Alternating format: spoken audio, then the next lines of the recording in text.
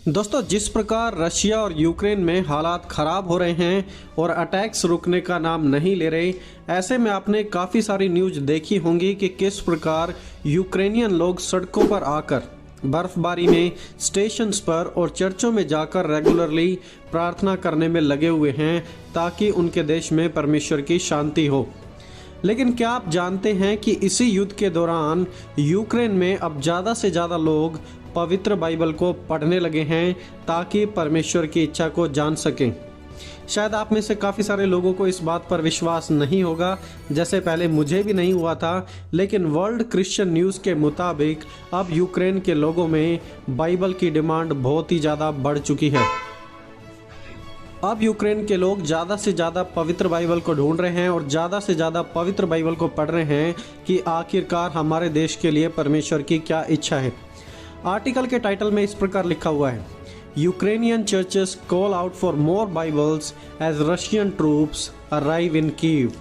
इस आर्टिकल में यह भी दावा किया गया है कि इस डर और युद्ध की सिचुएशन में लोग परमेश्वर की ओर फिर रहे हैं और लोग इतना ज़्यादा परमेश्वर के वचन को पढ़ना चाहते हैं कि बाइबल्स आउट ऑफ स्टॉक हो चुकी हैं। आप खुद इस आर्टिकल को पढ़ सकते हैं, इसके लिंक मैं आपको नीचे डिस्क्रिप्शन बॉक्स में भी दे दूँगा। और रिपोर्ट्स का यह भी कहना है कि इस युद्ध के माहौल के बीच में जब लोगों की ज़िंदगियां जा रही हैं तो ज़्यादा से ज़्यादा लोग परमेश्वर की ओर फिर रहे हैं और वो परमेश्वर को जानने की कोशिश कर रहे हैं। दोस्तों, एक तरफ जहां युद्ध के कारण लोगों में भय है, डर है और काफ़ी सारी मौतें भी हो गई हैं, वहीं दूसरी ओर डर के कारण अब लोग परमेश्वर की ओर खींचे चले आ रहे हैं और बाइबल को ज़्यादा से ज़्यादा पढ़ना चाहते हैं कि आखिरकार पवित्र बाइबल में क्या लिखा है मेरे बारे में, मेरे देश के बारे में, और पवित्र बाइबल की भविष्यवाणियाँ इन चीज़ों के बारे में क्या कहती हैं। दोस्तों, आज इस सिचुएशन से हमें यह सीख लेनी चाहिए कि जब पवित्र शास्त्र के वचन हमारे पास हैं तो हम उन्हें पढ़ें। बाइबल को अपनी बुक शेल्फ में रखकर या अपने बैग में रखकर भूल ना जाएं। संडे टू संडे ना पढ़ें, लेकिन अपनी पवित्र बाइबल को उठाएं और आज से ही पढ़ना शुरू करें। दोस्तों, क्या आप जानते हैं कि आज भी Turkey, north Korea, middle east, Mongolia, ये आज भी ऐसे स्थान हैं जहां पर बाइबल और मसीहत बिल्कुल भी अलाउड नहीं है, लेकिन फिर भी लोग रिस्क लेकर अपनी जान जोखिम में डालकर पवित्र बाइबल को लेते हैं और पवित्र बाइबल को पढ़ते हैं इन देशों में। लेकिन आपके और मेरे पास तो वचन है, बाइबल है। बाइबल में से हमारे पास काफ़ी वेबसाइट्स हैं, लेकिन तब भी हम पवित्र बाइबल को नहीं पढ़ना चाहते। हम कहते हैं कि हमारे पास समय नहीं है, मैं अपनी ड्यूटी में बिजी हूँ।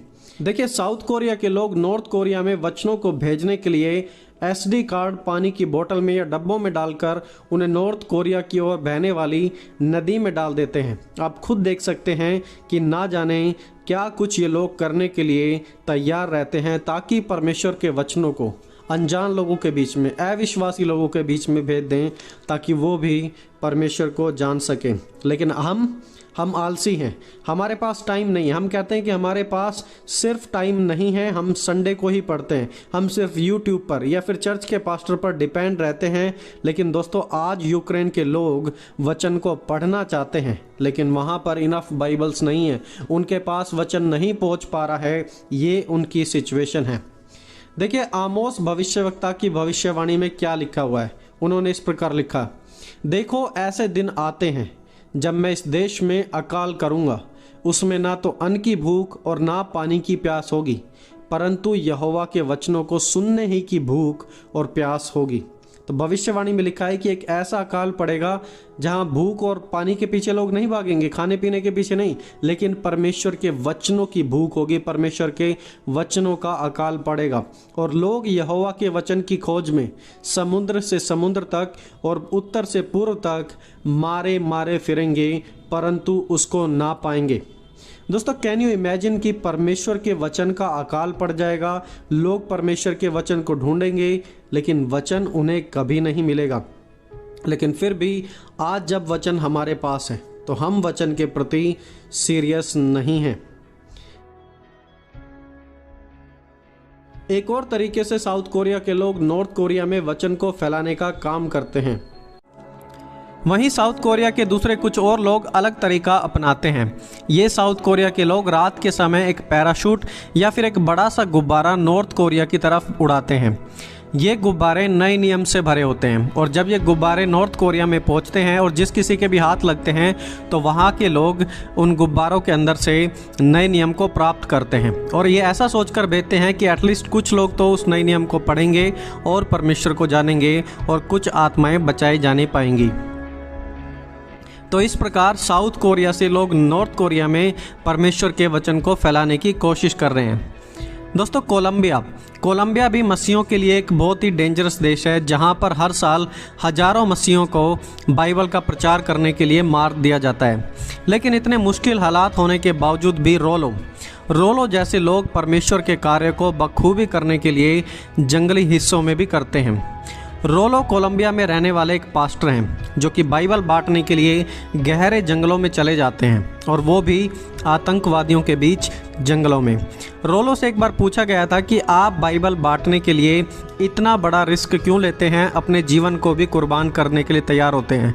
और पास्टर रोलो ने कहा था कि उनका परमेश्वर का वचन रिस्क लेने के योग्य है। उनके पास एक बाइक है, वो इस बाइक के द्वारा गहरे जंगलों से पार करते हुए परमेश्वर के वचन को बांटते हैं, आतंकवादियों तक, जंगली लोगों तक परमेश्वर के वचन को पहुंचाते हैं। वहीं कोलंबिया के दूसरे एरिया में जहां पर आदिवासी लोग रहते हैं, वहां पर जाने के लिए कोई रास्ता नहीं है, तो उन्हें नाव के रास्ते यात्रा करनी पड़ती है और ये नदियाँ और ये जंगल काफ़ी ख़तरनाक हैं। लेकिन फिर भी पास्टर रोलो अपना काम बखूबी करते हैं और आदिवासी लोगों के बीच भी पवित्र बाइबल को बांटते हैं। दोस्तों, हम अपने आने वाले समय में बहुत सी मुश्किलों का सामना करने वाले हैं और तब हम नहीं जानते कि हमारे पास वचन भी रहेगा या वचन हमारे पास नहीं होगा, क्योंकि एक ऐसी सिचुएशन आने वाली है जब आपके और मेरे पास बाइबल भी नहीं होगी पढ़ने के लिए। लेकिन आज जब हमारे पास है तो हम उसे पढ़ें। आज आलस में अपना जीवन ना बिता दें। आज यूक्रेन के लोग परमेश्वर की सच्चाई को ढूंढ रहे हैं, वो परमेश्वर की ओर खींचे चले आ रहे हैं, लेकिन वचन का अभाव है, वचन की कमी वहाँ पर है। दोस्तों, आइए हम परमेश्वर के वचन को पढ़ें, परमेश्वर के वचन को सीखें और परमेश्वर के वचन की सच्चाई को अपने जीवन में पहन लें।